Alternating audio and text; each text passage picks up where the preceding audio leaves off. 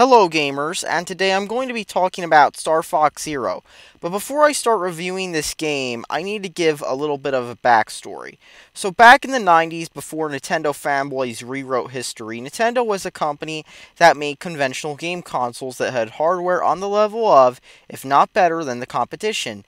There was the pre-rendered graphics that Nintendo used for games such as Donkey Kong Country. There was the Nintendo 64, and Nintendo actually bought the design from Silicon Graphics, a Unix workstation vendor who made some high-end 3D hardware, and they loved to brag about how good the graphics were going to be for the Nintendo 64, or Nintendo Ultra 64 as it was called when they were still developing it. Our emulations are back, and I gotta tell you, it's been stunning. The visual quality and the speed and interactivity of the gameplay have been amazing. I can't wait for you as the world game players to be able to get your hands on this. When can you do that? Well, I'm really pleased to tell you today we're right on schedule. The chips are taping out this month, which is right on track to be able to deliver our commitments to you. I'd like to be able to let you in on just a few more of these specific technological details behind Nintendo Ultra 64. George, what do we got? First of all, let me tell you what we're going to be taking a look at. We're not going to be taking a look at highly produced computer animations. What we are going to be looking at are the real-time game environments that Nintendo Ultra 64 will be able to produce. This is another real-time Nintendo Ultra 64 environment featuring a shark we call Baz. Notice there are no blocks, no artifacts, no matter how close we get. Everything retains its natural texture. That's because in this world, everything is created using a totally different graphics technique called trilinear bitmap interpolation. For Nintendo Ultra 64, we've embedded it right onto the silicon of the chipset, so all developers can achieve these results. And I should point out that this rapid, infinite range of movement over, under, and a full 360 degrees around Baz is only possible using silicon cartridge. You can't duplicate it on any system using CD-ROM. The performance is just too slow. But one of the most important things Nintendo did during that era was work with Argonaut Software to create a coprocessor for their video game that they co-developed with Nintendo, Star Fox, and eventually this CPU became a popular embedded design later on called the ARC processor, most notably being used in Intel's management engine, the coprocessor that exists inside your extreme gaming rig, or laptop, or ThinkPad. As for Star Fox, it was a smash hit as well, wowing the world with its 3D graphics on a Super Nintendo, something that many gamers thought was impossible. But that was the Nintendo of the past. Eventually, the Star Fox series was plagued with numerous setbacks and bad luck. Its original sequel was canned when it was complete, with Nintendo making excuses for years and years, only to finally bring it out in an attempt to get people to buy the SNES Classic. As the NES Classic still goes for several $100s on eBay, as nobody was able to buy one before they discontinued it. And you know what the best part is? Nintendo is like, they're let off the hook for not producing enough consoles, because these Nintendo fans in their 1998 Saturns are screeching that the scalper in front of them in a BMW i8 bought a bunch of them and made good money reselling them, while they're still working at Five Guys.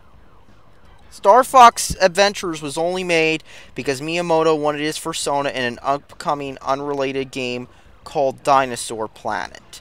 Star Fox Assault's arcade version was canned, and Star Fox Command was almost universally panned by gamers, and before Star Fox Zero, it was commonly seen as rock bottom for the series.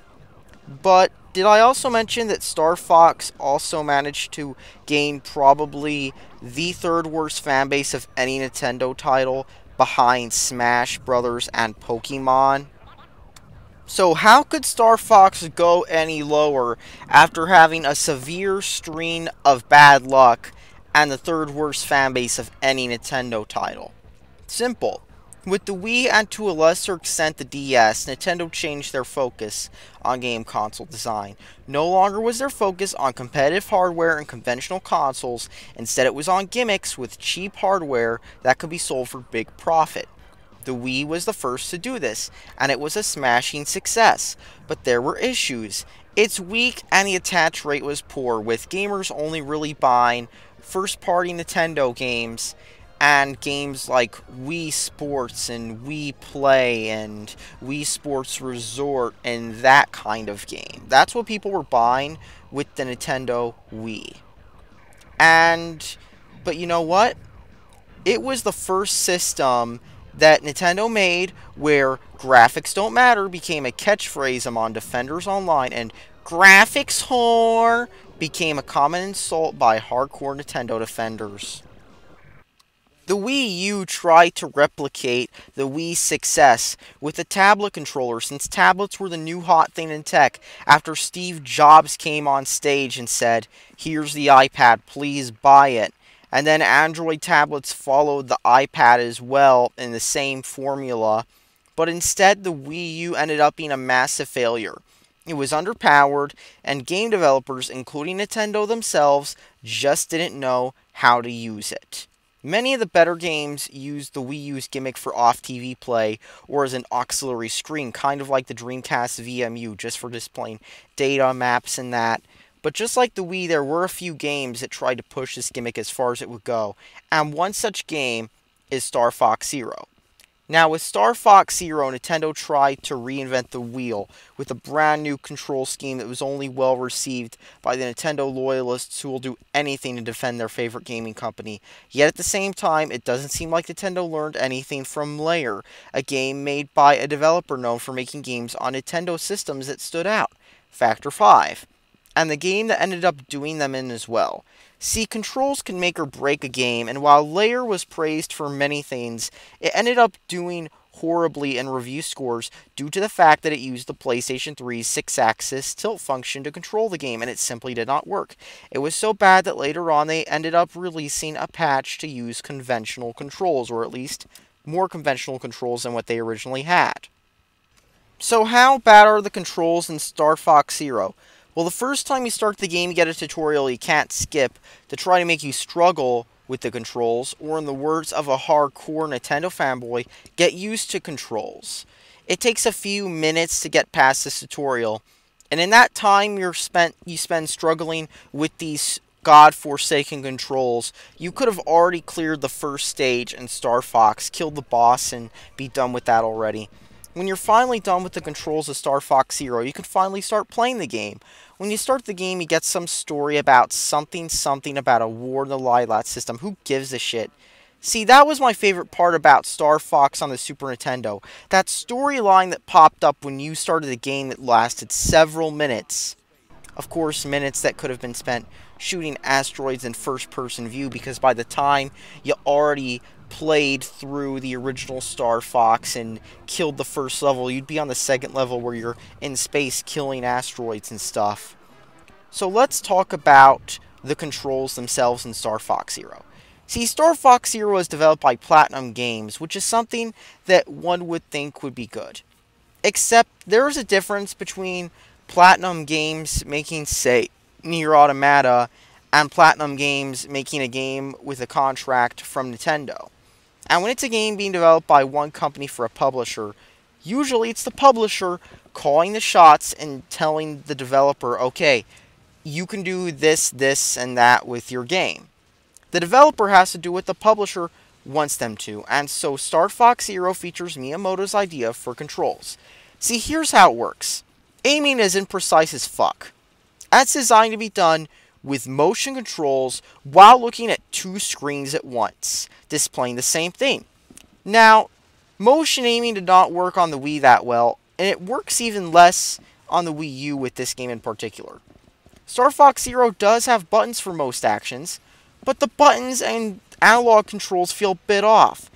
And it's frustrating because you're trying to do a barrel roll, you're trying to spin around and stuff that was a button or two on the older versions is a pain in the fucking ass on the Wii U version. It's fucking bullshit. It really is. It really is bullshit. And it's courtesy of Nintendo having no idea what they're doing. Even if you tap on the gamepad to use analog aiming, one, it is ridiculously imprecise. Two, it still uses motion when you push the trigger button down. And 3, the in-game characters will tell you, did you try using the new motion controls? You should be using our way of controlling. We're Nintendo, we know it's best. Now you gotta use our motion controls. We make video games, I think. We make video games. Please use our controls. Please, please, please. The game pretty much forces you to use both screens at once, and it'll do it in a way about as underhanded as Nintendo's legal team or their supply chain. See, the television will switch to an ultra cinematic view where you'll be like, oh yeah, here's the camera, it's over here, it's nowhere near your ship, but you see that, look at this epic battle and shit, it's on the top screen. And then on the bottom screen, you'll see the game only there. That's where you'll see the aiming. That's where you'll see what the fuck's going on. It is one of the worst cameras I've seen in a video game. And I know that, like, some of these rail shooters seem to struggle when they have free-flying modes. But because of this game's controls, they really make the game unplayable. It's not just struggling anymore. It's truly unplayable stuff. Because you look at the bottom screen, and you'll see a cockpit view, and aiming will be more sensitive than it is on the top screen, and they'll want you to use the motion controls, and you'll have to fiddle around with Nintendo's confusing camera angles looking on 2 screens, and you'll get lost if you only look at one screen because of this shitty cinematic bullshit going on the top screen. And this is to be, in Nintendo's words, more precise and more accurate, even though you're fiddling around because the sensitivity's all fucked up with both screens and whatnot. It's a pain in the fucking ass. Oh, right, they won't fix aiming on the top screen because they want you to play the game their way, even though the aiming with the analog stick usually would work. But in this game, somehow it's imprecise as fuck because Nintendo said so.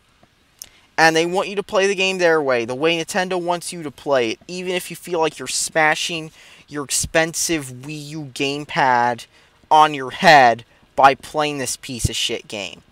And to make matters worse, Nintendo's gimmicky control scheme that was probably designed while they were on some good shit means that this game does not support off-TV play. Even as numerous third-party titles, and even fucking Call of Duty of all things, supports off-TV play. This game does not, but fucking Call of Duty Black Ops 2 on the Wii U does. After all, bad controls can make or break a game. And it seems like the controls from Star Fox Zero clearly break the game. See, Star Fox and Star Fox 64 used conventional controls, and you know what? People like those games. People remember them. When they think Star Fox, they think Star Fox 64. You know what game the phrase do a barrel roll came from? Star Fox 64. And you know what? Tacking in the do a barrel roll phrase during one of the missions, and having, like character talking icons that have the same puppet look of the N64 version instead of, say, the 3D models in Star Fox Assault, does not make the game instantly as good as Star Fox 64. It's just nostalgia pandering. Because guess what? People still talk about Star Fox and Star Fox 64 years later because they were playable games that showed off Nintendo's new graphical prowess. And the thing with Nintendo is they're not trying to target hardcore gamers. They're trying to target kids and casual gamers. After all, the Wii was a smashing success because it was a console-based precursor to mobile games. It had these easy games that even grannies could pick up and play, and it had lots of inoffensive games for daycare centers to buy and stuff. That's the thing. It was not like complicated shit. I mean, I'm not trying to play Steel Battalion with its 40-button controller, nor am I trying to LARP as an airline pilot with Flight Simulator X on the PC. I'm just trying to play an arcade-style rail shooter. The shit that the older Star Foxes got right. It shouldn't need to be this complicated, over-the-top, convoluted bullshit, and yet Nintendo looked at Star Fox and decided it had to be over-the-top, convoluted bullshit nobody wants to play. And the hardcore Nintendo loyalists who believed that Nintendo can do no wrong defended it, saying, you just need to get used to it. It's a good game. And those freaking IGN Polygon reviewers don't get that Star Fox Zero is a perfect game. It says Nintendo on it. It's got my fucking waifu Falco in it. I want to fucking beat off the fucking Fox and Falco and shit on fucking DeviantArt and shit. Please, this is a good game. It's a freaking good game. That's pretty much what it is. So, what about the graphics in Star Fox Zero? As after all, that's what defined older entries in the series. Well, the game does run at 60 frames a second, and that's about it. And it doesn't even run at the best frame rate, as there are many times where the frame rate will dip in Star Fox Zero. The graphics in Star Fox Zero have the same quality and aesthetic as a Sega Naomi or Dreamcast game from the 90s, but instead of feeling like they're high budget and pushing the hardware of the system, they feel like a cheap Wii game, if you know what I mean, with mediocre textures and iffy color direction. I mean, it kind of looks like Phantasy Star Universe, if you know what I mean. Textures and the aesthetic just feel dated and kind of off a little bit. If you, it seems like that. That's what it seems like they feel like.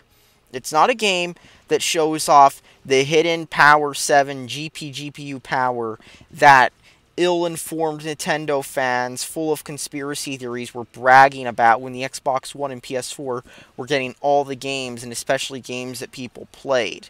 Instead, it reminds you more that the Wii U was weak and underpowered, and this is a big thing because a few years ago, I remember Nintendo fans coming up with conspiracy theories about those darn third parties trying to screw Nintendo over, and about how the Wii U had all this Power 7 power and GPU power. Except unlike many of those people who are saying that stuff, I actually did own a Power 7 server that worked at one time, and that thing was a jet engine and needed a Hyper 212 Evo sized cooler, or if you're not a PC gamer nerd, a cooler the size of a baseball. Yeah, it needed a cooler the size of a baseball to cool the damn thing down, because it was just hot. And then it had to run it with jet engine fans. And this is the power that Nintendo fans said the Wii U had. Bullshit. All in all, Star Fox Zero reminds you why the Wii U was such a failure of a console. Here's an underpowered console that was about as identity confused as a teenager on Tumblr. The better known games on the system barely used the gamepad screen, and the games that used it too much, like Star Fox Zero, failed. And off-TV play was a good idea that Nintendo doubled down on with the Nintendo Switch, but at the same time it had a range worse than a Comcast-provided Wi-Fi router. At least Nintendo Switch is slightly more focused on what it wants to be, and I mean slightly because it's a bit big for a portable and underpowered for a console, but at least that's what it's marketed as, and at least it's an easier sell than the Wii U was, because the Wii U was a gimmick that never worked, and Star Fox Zero was probably a good illustration of this, and it was also one of the many rock-bottom moments of the Wii U, but probably the rock-bottom moment when it came to Nintendo's first-party output on that system. And remember that as people get hyped up for Metroid Prime 4 based on a 45-second logo teaser, just remember, at one time people were begging for a new Star Fox game, and some people were hyped for Star Fox Zero, with it being one of those series that was never released on the Wii U, and it didn't have a release in a while, and it never got anywhere. It was one of those series. Some people were hyped for Star Fox Zero, and look how it turned out. It was a piece of fucking shit. That's all that needs to be said, people. Thanks for watching, and subscribe for more.